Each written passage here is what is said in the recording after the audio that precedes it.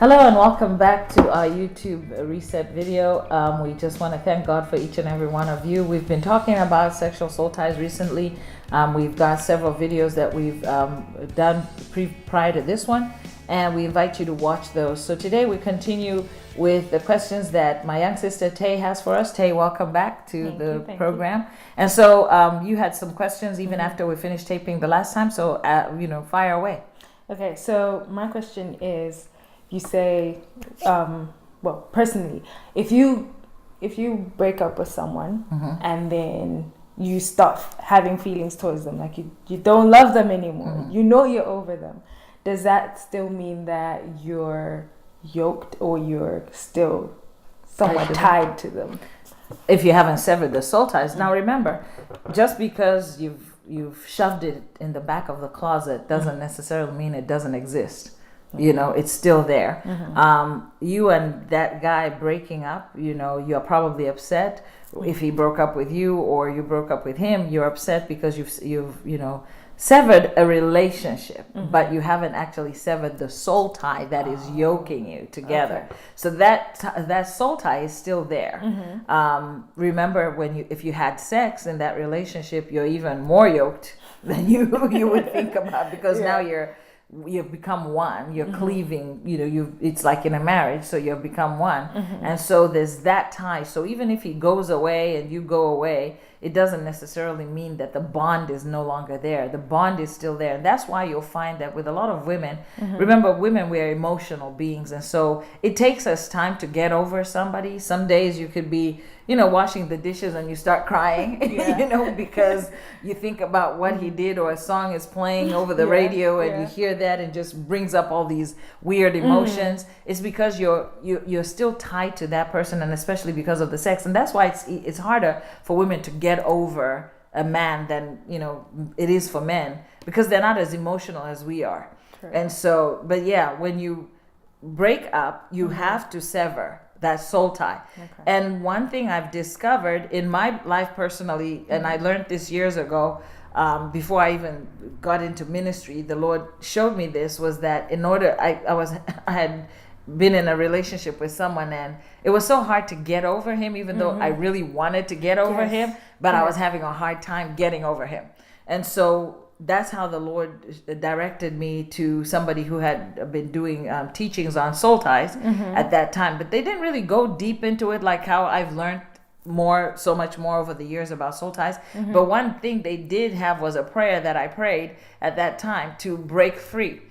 So once I prayed that prayer, it actually helped me to sever that soul tie.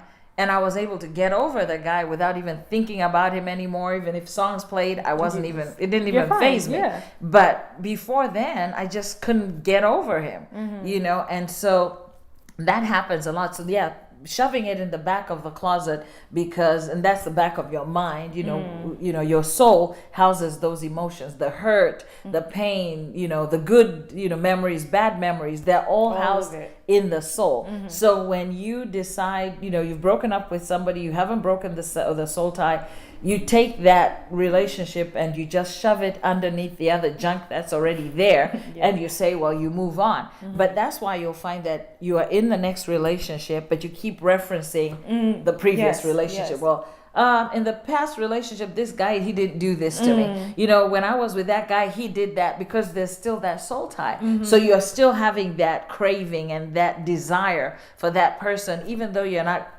physically with him, but there's still that longing for him. So does that answer your question? Yes. Because I thought, okay, if I'm over this person and I don't feel anything for them, I don't wish them any bad, but I'm just like, okay, I realize that you're not for me. I'm over you. We're good. I'm good. Like, I can go about my life and everything's fine. But do you get over that relationship easily, or do you have a hard time moving forward?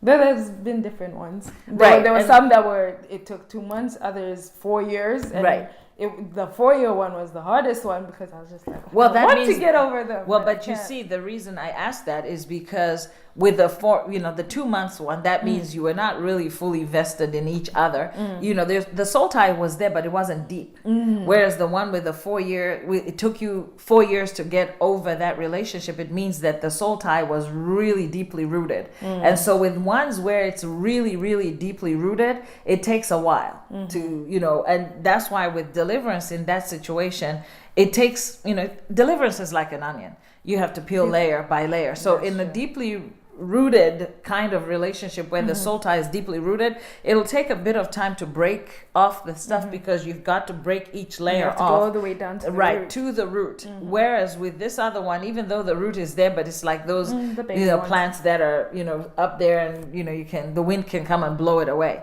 And so that's where the difference is, in how long it takes. And some people keep going back to those type of relationships, but I know Farai said we're out of time, so we will continue this conversation. Right. I like the line of questioning that you're bringing up, because I believe it is helping people out there, and I know that they're being blessed. And if you are being blessed, we ask you to subscribe to our YouTube channel, and also email us if there's questions that you have. We'd be happy to take your questions and review them on the show the next time that we are able to record. Amen. God bless you all. Thank you for joining us. Thank you, Tay. And God bless you. Thank you, Farai. And we'll see you soon. God bless. Bye-bye. Bye.